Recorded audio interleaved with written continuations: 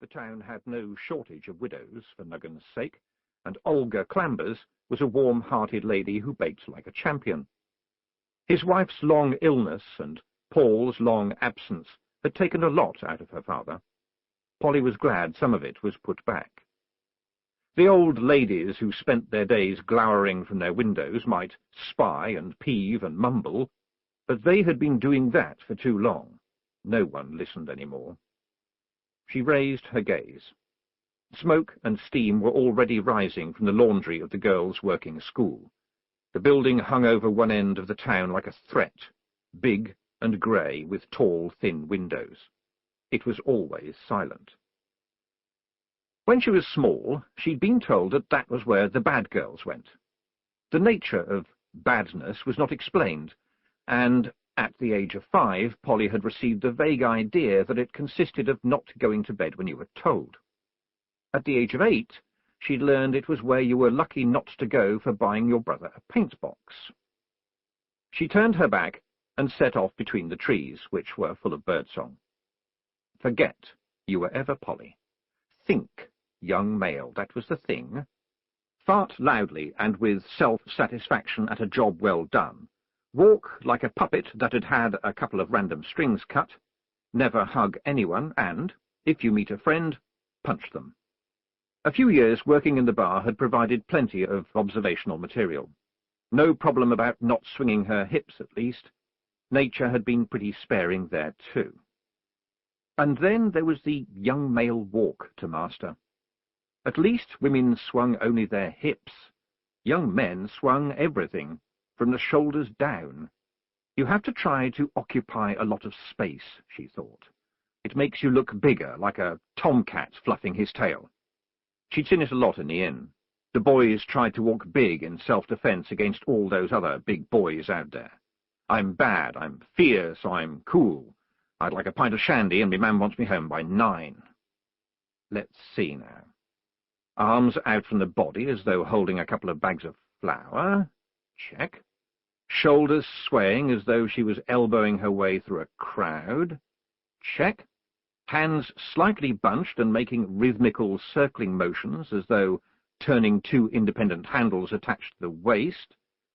Check. Legs moving forward loosely and ape-like. Check.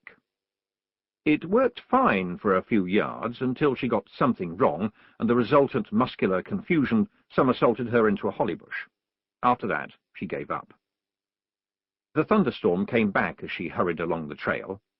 Sometimes one would hang around the mountains for days, but at least up here the path wasn't a river of mud, and the trees still had enough leaves to give her some protection.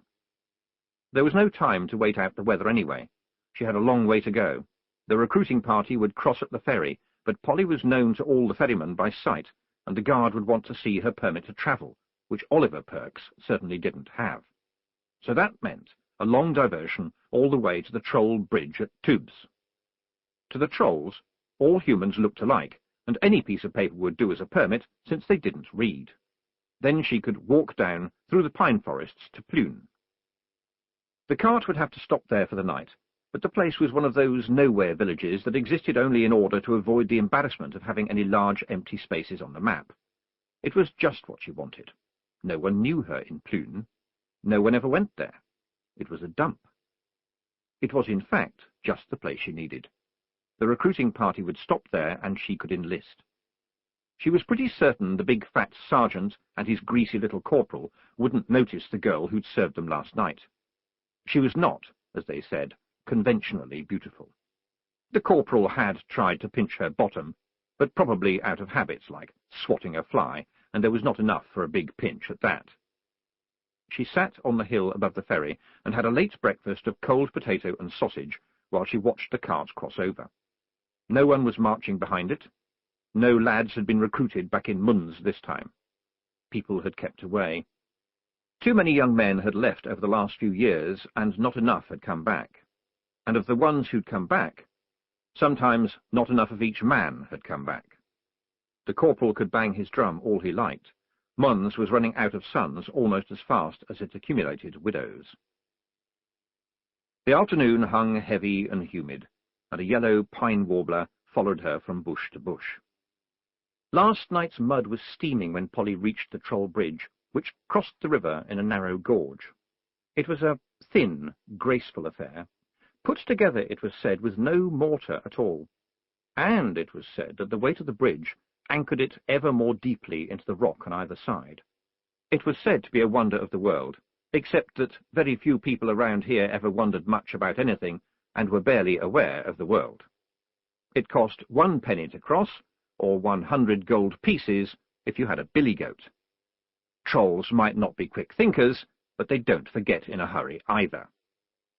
Halfway across, Polly peered over the parapet and saw the cart far, far below, working its way along the narrow road just above the white water. The afternoon's journey was downhill all the way, through dark pines on this side of the gorge. She didn't hurry, and, towards sunset, she spotted the inn. The cart had already arrived, but by the looks of it, the recruiting sergeant had not even bothered to make an effort. There was no drum banging like there had been last night, no cries of "Roll up, my young shavers, it's a great life in the ins and outs." There was always a war. Usually they were border disputes, the national equivalent of complaining that the neighbour was letting their hedge grow too long. Sometimes they were bigger. Borogravia was a peace-loving country in the midst of treacherous, devious, warlike enemies. They had to be treacherous, devious, and warlike, otherwise we wouldn't be fighting them, eh? There was always a war. Polly's father had been in the army before he took over the Duchess from Polly's grandfather. He didn't talk about it much. He'd brought his sword back with him, but instead of hanging it over the fireplace, he used it to poke the fire. Sometimes old friends would turn up, and, when the bars were shut for the night, they'd gather around the fire and drink and sing. The young Polly found excuses to stay up and listen to the songs they sang, but that had stopped when she'd got into trouble for using one of the more interesting words in front of her mother. Now she was older and served the beer, it was presumably assumed that she knew the words, or would find out what they meant soon enough. Besides, her mother had gone where bad words would no longer offend, and, in theory, never got said. The songs had been part of her childhood. She knew all the words of "The World Turned Upside Down," and "The Devil Shall Be My Sergeant," and "Johnny Has Gone for a Soldier," and "The Girl I Left Behind Me." And, after the drink had been flowing for a while, she'd memorized "Colonel Krapsky" and "I Wish I'd Never Kissed Her." And then, of course, there had been sweet Polly Oliver. Her father used to sing it when she was small and fretful or sad, and she'd laughed to hear it simply because it had a name in it. She was word perfect on the words before she'd known what most of them meant.